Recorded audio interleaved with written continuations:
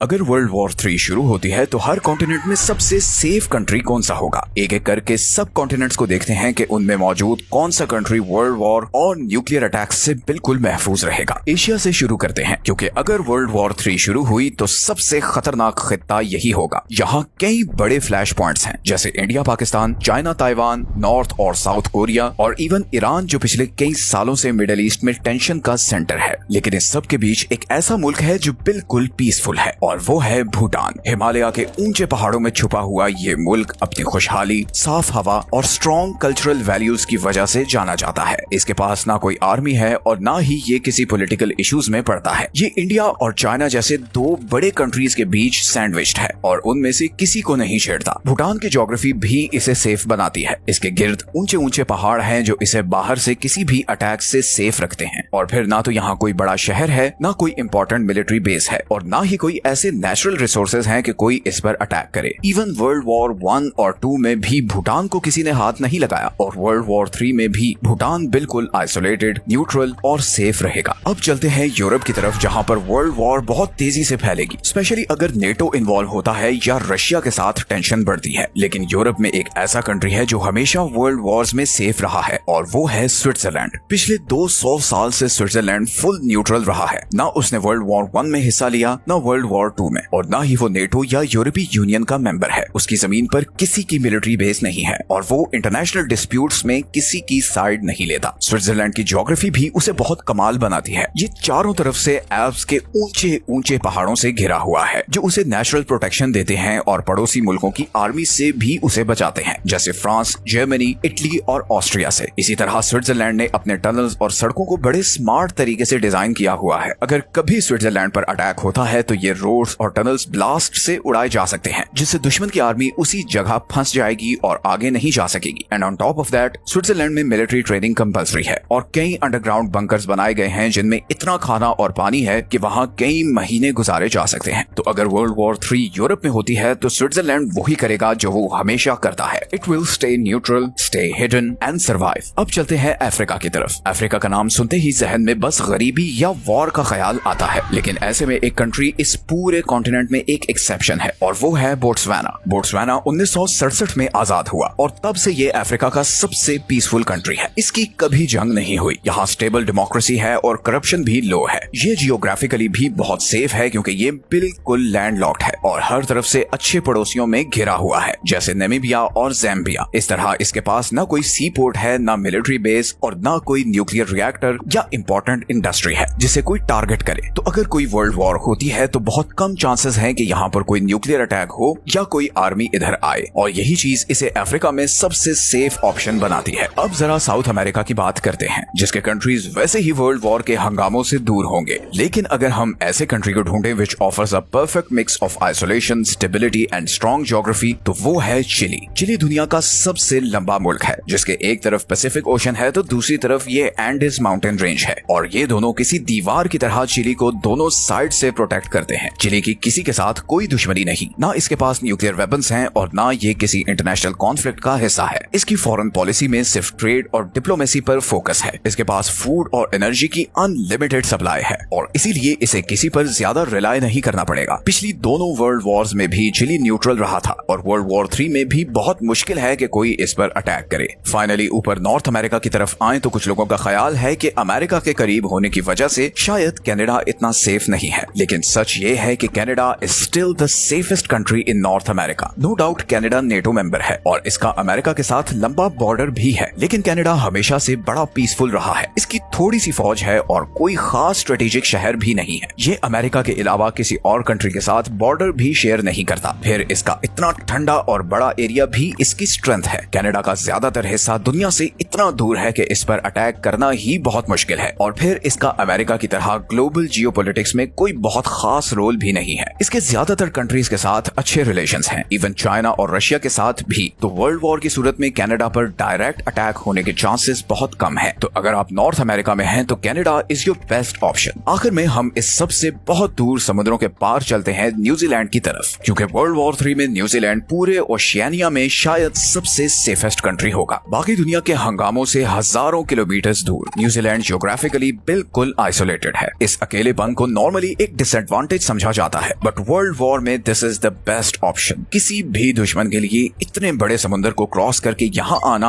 आसान नहीं होगा, और वैसे भी न्यूजीलैंड की किसी से दुश्मनी नहीं है, ना ही इसकी कोई न्यूक्लियर फैसिलिटी है और ना ही कोई स्ट्रेटेजिक टारगेट जिसकी वजह से कोई इस पर अटैक करे। इसके पास बहुत फूड सप्लाई है, एक पीसफुल फॉरेन पॉलिसी है and has one of the cleanest environments on earth. दोनों वर्ल्ड वॉर्स में न्यूजीलैंड इन्वॉल्व तो था, लेकिन ये इतना दूर था कि इस तक कोई दुश्मन नहीं पहुंचा, और इसीलिए वर्ल्ड वॉर 3 में भी शायद ही इधर तक कोई आए। आखिर में एक बात याद रखें कि वर्ल्ड वॉर 3 में कोई जगह कंप्लीटली सेफ नहीं होगी, बस ये होगा कि कुछ कंट्रीज के सरवाइव करने के चांसेस ज्यादा होंगे, और इसीलिए अगर ऐसा कुछ होता है तो आपको पता होना चाहिए कि कौन से कंट्री में जाना चाहिए।